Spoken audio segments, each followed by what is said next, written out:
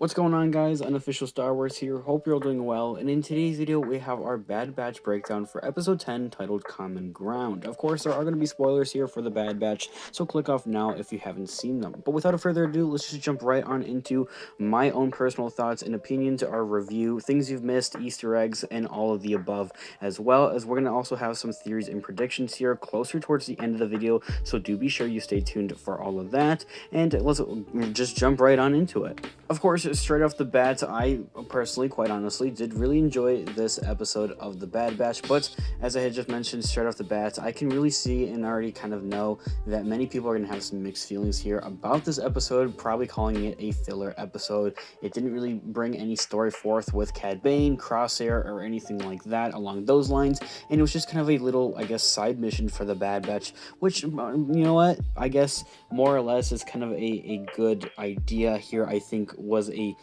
good episode to kind of cool down after what you saw in episode 8 and episode 9 being crazy, dramatic, action-packed episodes with the reunion of Crosshair and then also bringing in Cad Bane, one of the most beloved bounty hunters out there, or at least one of my most beloved bounty hunters out there from the Clone Wars. So in all, it makes kind of sense to have kind of, I guess, a quote-unquote filler episode after some, quite honestly, action-packed episodes after that. It's just something I kind of saw coming. I didn't really want it to happen, but I kind of saw that happening.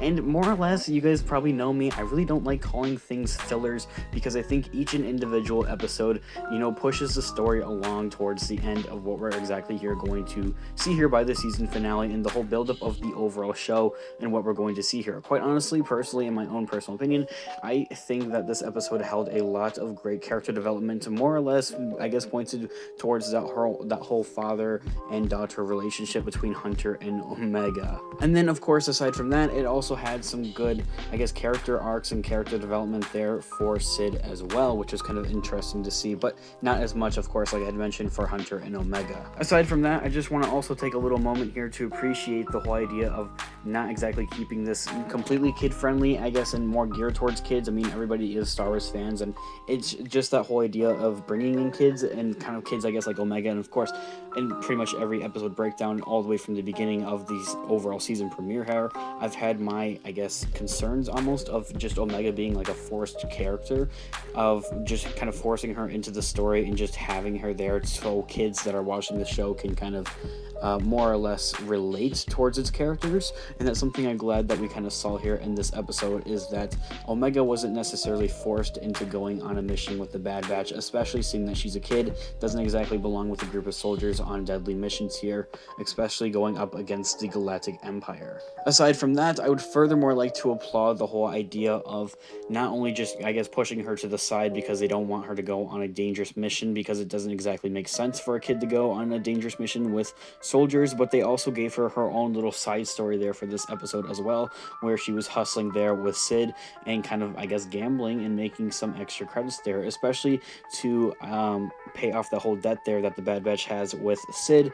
It's something that I think is going to play here into further episodes, especially here with only 6 episodes left of the Bad Batch. I know, I cannot believe it. There's already only 6 episodes here left for the Bad Batch, which is pretty crazy to think about. Now, however, something I think that, like I had mentioned, that this whole idea of this episode having Omega play and hustle and get those credits to pay off the Bad Batch debt here with Sid is going to move our characters on and away from Sid. I mean, we've been stuck with Sid for like the last 6 or 5 episodes here now almost, where they've just been, I guess, hanging out with her and laying low with her, and now I think the time is coming, especially here approaching nearly the end of the season. I don't really want to say it out loud because I don't want the Bad Batch to go. I've been absolutely loving it every Friday to go there and watch it. Just something to always look forward to by the end of the week. It's always nice. Now, aside from all of that, furthermore, like I had said, there is some great character development throughout this episode for our main characters here, Omega and Hunter, more geared specifically towards them. But overall, for the entire Bad Batch, it really does show us what the Bad Batch is capable of, as if they haven't already kind of done that in previous episodes. But they were going against, a whole lot of clone troopers, and they were taking them down just like that in manner of minutes and seconds with no problem and ease. It really goes to show how powerful and how how strong these clones are. And thinking about it furthermore, if these clones were used, and instead of making clones of Jango Fett, and instead cloning these clones and making, I guess, legions or squads of these clones, thinking about it, the Clone Wars would be over in a much shorter, I guess, time period, of course, for one thing. And furthermore, to think about the whole idea of Anakin Skywalker ever turning to the dark side just baffles me, and just, ooh, we were this close. We were this close. If the Kaminoans had, I guess, taken some, I guess, hints here at how capable the Bad Batch is exactly and used them for cloning, and I know that their whole mutations there are used and kind of come from them being mutated clones, of course, but if they were able to figure out some sort of way for them to, I guess, clone these mutated clones because they're so dang powerful, the Clone Wars would have gone by a whole lot faster, and Anakin Skywalker never would have turned. Aside from that, the planet that we did see in this episode was a planet that was first introduced in the Clone Wars and is kind of homeworld to those blue type of people, I guess, that we see there in the Clone Wars and in this episode furthermore. And then aside from that, if you didn't necessarily catch on to that, the game that Sid and Omega are playing is the game that we see in A New Hope. And then aside from all of that, to kind of leave you guys with a bit of a thought here, I guess, in some essence, I'm kind of realizing and noticing that the Empire isn't all that bad. And of course, it's a whole, I guess, topic and theory and argument that I've heard before in other, I guess, videos from other content creators and Star Wars fans, such as yourselves.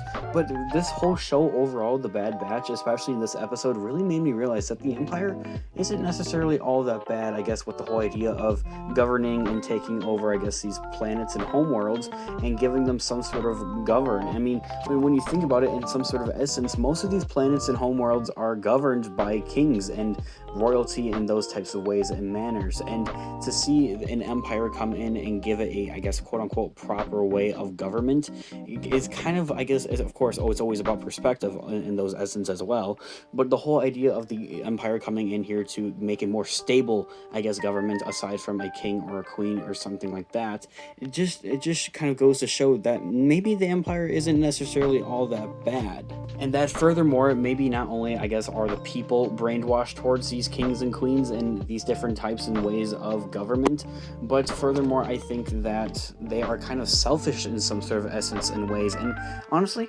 I'm going to go more in depth, of course, in a whole different video here, but I'm going to kind of join that crowd of that people that don't really think that the Empire is all that bad.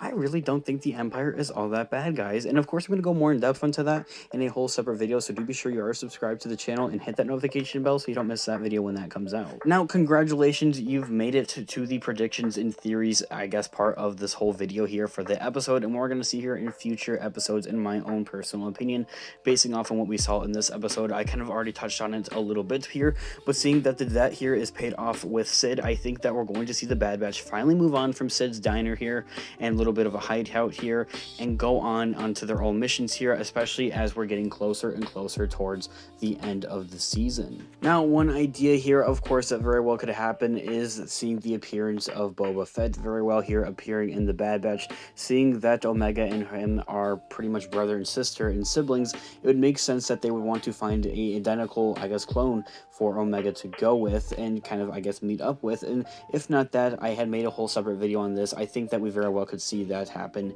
in the book of Boba Fett that's coming out later this year. Aside from that one, my other theory here and prediction here I have for, I guess, really the overall rest of the episodes here and what we're going to be seeing here is, I hope I'm really wrong about this one, quite honestly, but I hope I'm wrong. I hope that it happens sooner than later, but for two characters, for one thing, I think we're going to see Rex, Wolf, and Gregor, for one thing, I guess, that little group there, and then I think we're going to see Crosshair once again, of course, seeing that he's one of the main, I guess, antagonists of the show overall.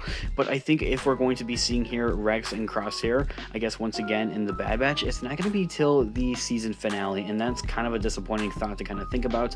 Of course, I don't think we're going to be seeing Crosshair, I guess, not appear in any other episodes. I just saying that in the essence, I don't think he's going to be really meeting up or appearing or going up against the Bad Batch all in all up until the end of the season, I guess, the season finale there. And then, like I had mentioned, same thing kind of applies for Captain Rex, Wolf, and Gregor. I guess, kind of in some essence, implying that Wolf and Gregor already have their chips removed, which I think they do in the time that we do see Rex appear in the Bad Batch. And then I guess to leave you guys with one last mega theory, I guess, or mega prediction here, which I'm going to go more in depth in a whole separate video here. As you guys may or may not know, I have been watching Rebels. I finally sat down and started watching it. I've just finished season 1 there, and at the end of season 1, we do see a very big tease there that plays a pretty pivotal role there in season 2, and that is the whole idea of Darth Vader appearing. I think we could very well see Darth Vader here appear in the season finale of the Bad Batch. Of course, that is implying the whole hopeful idea that there is more than one season of the Bad Batch. I very well do hope that there is going to be more seasons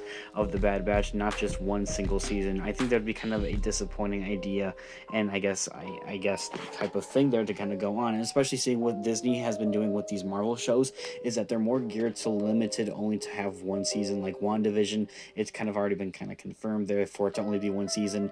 Falcon and the Winter Soldier has only been geared to be one season. And then for the Loki show that's going on right now, which I would highly recommend, it's really good, and I would also check out Unofficial MCU if you're into Marvel. Of course, while we're on the topic of Marvel, is also geared only to have one show there as well, and that's something I really hope that Marvel, or not Marvel, but Disney and Star Wars really just doesn't do for Star Wars. Especially seeing that a lot of fans, including myself, really want to see that whole transition there from the Clone Troopers to the Stormtroopers is something that we exactly haven't completely seen already. Aside from that, guys, that's going to do it for today's video. I hope you enjoyed it. Go comment down below what you thought about this new episode 10 of the Bad Batch, titled Common Ground. I want to know all of your thoughts and opinions down in the comment section down below. Some of your theories and predictions as well. I love to hear it. Leave a like on the video if you did enjoy it, as it really does help out the channel. And check out our Instagram, Unofficial Star Wars, for more Star Wars related content. Guys, I'll catch you guys in the next video. May the Force be with you always. Peace out.